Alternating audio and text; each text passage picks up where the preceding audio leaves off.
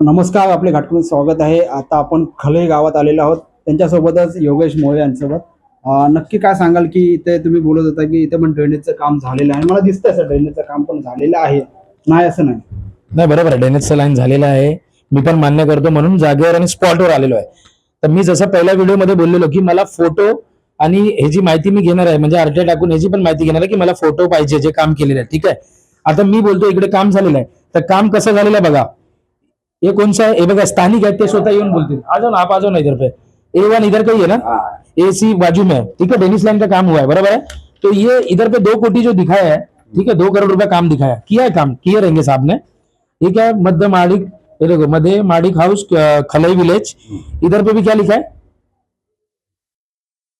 अरे डेनिस का ही दिखा है ना. तो 50 लाख. तो ये इधर पे अलग कैसा लाइन लिखा है, इधर के नाम अलग इधर पे लिखा है, इधर डेनिस लिखा है.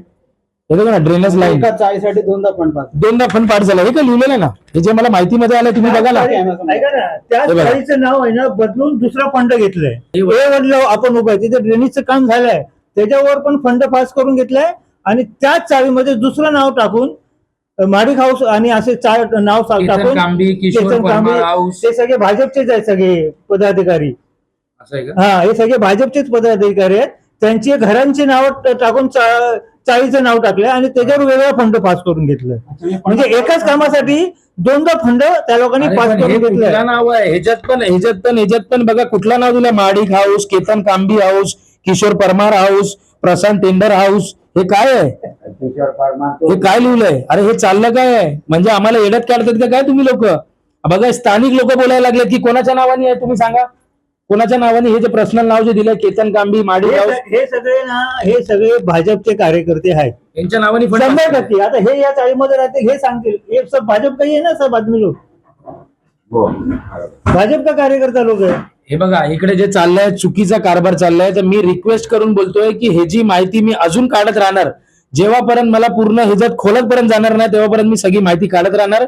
आणि हे बघा, कुठलं पण म्हणजे नावानी, पर्सनल नावानी पास व्हायला लागलेत, हे तुम्ही बघू शकता. हे बघा, अशाच नावाची कोणती चाळ आहे का की ही अशी चाळ इथे कुठलीच नाही, अस्तित्वातच नाहीये. अस्तित्वातच नाही ही चाळ. असं तर चोरी लागली समजायचं. म्हणजे हा चोरीला म्हणजे आता हे खाल्लेच पैसे. आता ह्या लोकांना वाटले, भाजपच्या कार्यकर्त्यांना वाटले कागदोपत्री ते महानगरपालिकेच्या कागदोपत्री अशी चाळ आहे, मग ती चोरी लागली पोलीस स्टेशनला कंप्लेंट केली पाहिजे की आता बाबा ही अशी चाळ होती, काल होती, आज नाही. अशी. आता मला इथे राहून 50 वर्ष कमीत कमी झाली. ही अशी चाळ आहेच नाही नावाची चाळ. बाबा पण पाठीमागाला आहेत, त्यांना पण विचारूया. तुम्ही सांगाल काय महाडिक चाळ अशी तुमच्या तर चाळ आहे का कोणती? नाही आमच्याकडे माडिक चाळ वगैरे नाही. आणि केतन कांबी चाल ते पण नाही. किशोर परमार चाल, परमार पण नाही. किशोर परमार चाल नाही. पण आपल्या इकडे तुम्ही बघू शकता, मी एक आरटीआय कार्यकर्ता आहे, मी माहिती काढलेली आहे. या माहितीमध्ये इकडे या नावाने बघा चालमध्ये डेनिस लाईनचे कामं केलेले आहेत असं दाखवून आणि बघा हे पैसे पण लिहिलेत किती या चाळीला किती. 51 लाख आणि 2 कोटी वेगळे लिहिलेले ना, हे पण लिहून घ्या. हे बघा, विद्याविहार खलई गावातील चाल CB1 या ठिकाणी. हे बरोबर आहे, हे बरोबर आहे, मान्य करतो ना आम्ही. पण हेच काम दुसऱ्या नावाने फंड पास करून घेतलंय. मग हा फंड कोणी खाल्ला असेल? नाही, पण ठीक आहे, हा नाव आहे का इकडे? नाही ना. हा, मग तेच विचारायचं होतं. धन्यवाद. आता तुम्ही काय ऍक्शन काय घ्यायचं? ऍक्शन काय नाही, मी पत्रव्यवहार करणार आहे आणि पोलीस स्टेशनला पण कळवणार आहे की ज्या हिशोबाने किरोल आणि खलईमध्ये लोकांना येड्यात काढलेला आहे, म्हणून तर सगळे वैतागलेले आहेत की विकास झाला कुठे, तुम्ही सांगा ना. लोकांना म्हणजे अक्षरशः चुत्या समजतात हे लोक. असं करू नका लोकांना. हे म्हणजे चुकीच्या ह्याच्यात हे करू नका. आणि तुम्ही लोक कुठला दबावचं तंत्र जर माझ्या पाठी वापरायची पण कोशिश करू नका. मी पोलीस स्टेशनला पण आणि सगळ्या ठिकाणी अर्ज देणार आहे की या ठिकाणी म्हणजे लय मोठा भ्रष्टाचार झालेला आहे विद्याविहार खलईमध्ये. 130 विधानसभामध्ये किती झाला असेल याचा विचार तुम्ही करा आणि मी माहिती घेणार आणि मी पूर्ण 170 मध्ये पूर्ण मी हे करणार आहे. धन्यवाद.